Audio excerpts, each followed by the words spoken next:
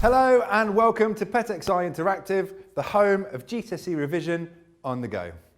In this maths burst, we're going to be looking at ratio.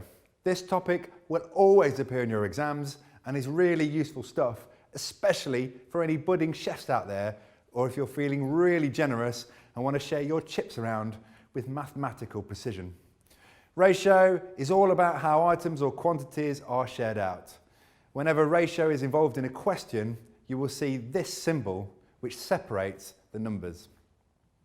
Or sometimes, maybe even with two of them, which will separate three numbers. The numbers just represent the number of parts. Okay, so let's get out a bag of frogs and I want to share them out amongst my pals. I'm going to share them using the ratio 2 to 3. This means that each time one person gets 2 frogs from the bag, the other person will get 3. We could take our starting number of frogs and keep splitting them in this manner until they are all shared out. This would still give us a correct answer, but would take a long time if we had a massive sack filled with hundreds of frogs. So here's a better way of doing it.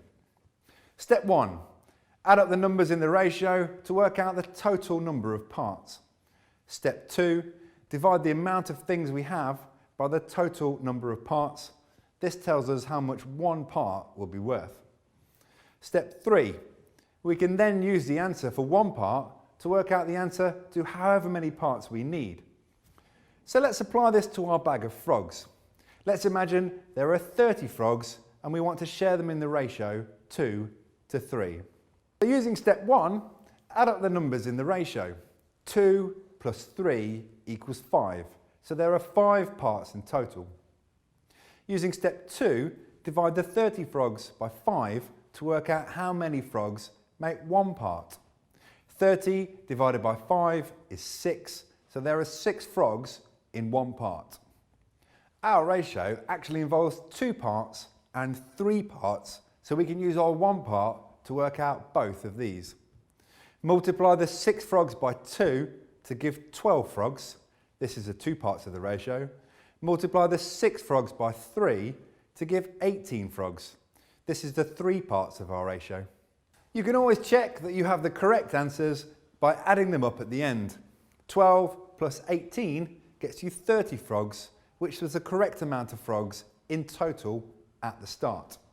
Sometimes you may be asked to simplify a ratio.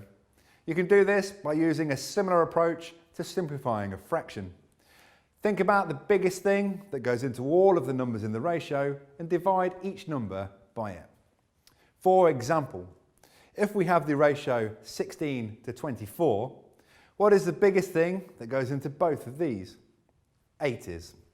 So if we divide the 16 by 8, we get 2.